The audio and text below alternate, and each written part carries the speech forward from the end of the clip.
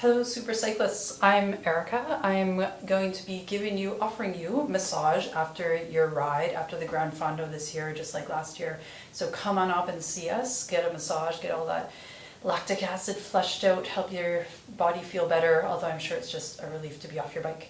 I'm going to show you some forearm, wrist, and hand stretches right now that you can do to help relieve all that tension from holding the handlebars for so long, and also just from everything that we do in our daily lives with our hands and our wrists. So the first one, you want to be on the floor. You're going to make fists, and you're going to keep those fists really tight. Your thumbs might want to uncurl, your fingers might want to uncurl. You're going to resist that and keep your fists squeezing tight the whole time. Then you're going to bring this part of your fingers, this long phalange, together. And for myself, I can have the first two knuckles together, or I can have the outer three knuckles together. So I end up switching partway through the stretch. So when you hear me say that, that's what I'm talking about. So keep those together, keep your fists as fists, push them together as if you're pushing into, you are pushing into the other hand, and then bring the tops of your hands down to the ground so that this whole top of your hand is flush on the ground and be on your knees. I'm just making sure you can see my whole hands in the image here.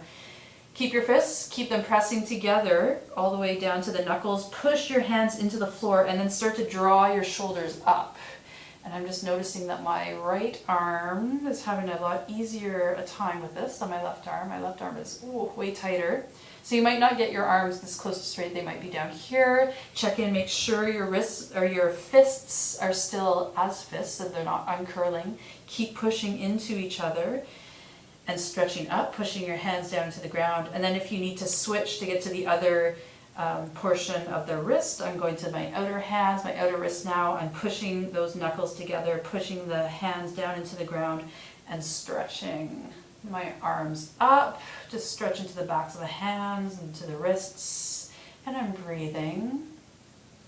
When we get in these really intense spots, we tend to hold our breath, but it's actually the opposite of what our body needs. Our body needs oxygen, as we all know. And then release that, give your hands a shake. The next one, you're going to bring your hands together with your fingers spread wide. Push your hands together. Make sure your palms stay together. They don't start to separate. Push your hands together. Relax your shoulders down from your ears. And then try to lift your elbows up as you sink your wrists down. You want your hands to be away from your chest so that your forearms are parallel, so not back here, but you want your wrists right to be in between your elbows. Push your hands together, press into the back of the skull, and then slide your elbows over to one side. Try to keep your forearms level and your forearms equal distance to the front of the room, so you're not twisting, you're not dropping a shoulder, you're not lifting one side. Everything's staying square. Come back to center, keep your hands pressing, slide over to the other side. Lengthen your spine, relax your legs, root into the back of your skull. Come back to center. Keep your fingers spread super wide. You can feel them active. You can feel it stretching in your palms here. I always think of Iron Man hands, so keep your Iron Man hands. And then bring the backs of your hands together, push them into each other. This time we're going to drop your elbows, lift your wrists, keep your fingers spreading wide, push your hands into each other, and then just start to make some circles. Start to make the circles bigger, so you're getting your wrists, even your shoulders in on the action. And then go in the opposite direction. And then come back to center, pushing your hands together, keeping your wrists down, your elbows up. And then keep your fingers pushing into each other, keeping them spread wide again. And start to lift your wrists, separating your palms. And now just like here, we were trying to increase the angle, or I guess decrease the angle between the hand and the forearm. This time we're trying to decrease the angle between the fingers and the palm. So you're trying to lift your wrist above the base of your fingers, still keeping your shoulders relaxed.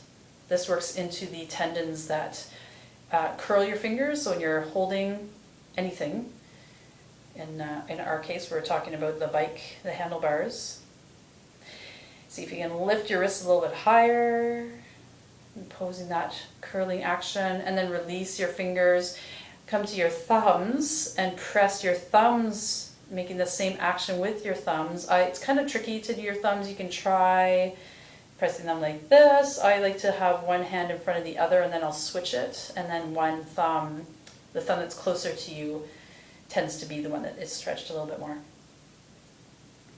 Okay, there you go. Notice how that felt, if any of them felt particularly challenging, or if there's an extra bit of sensation. That's the one you need to be doing more often. Try it before and after your training rides and before and after your big ride on June 22nd. Have fun, come see us for a massage, and check out the other videos that are made especially for you guys, super cyclists. These are your secret weapons to make it through the day.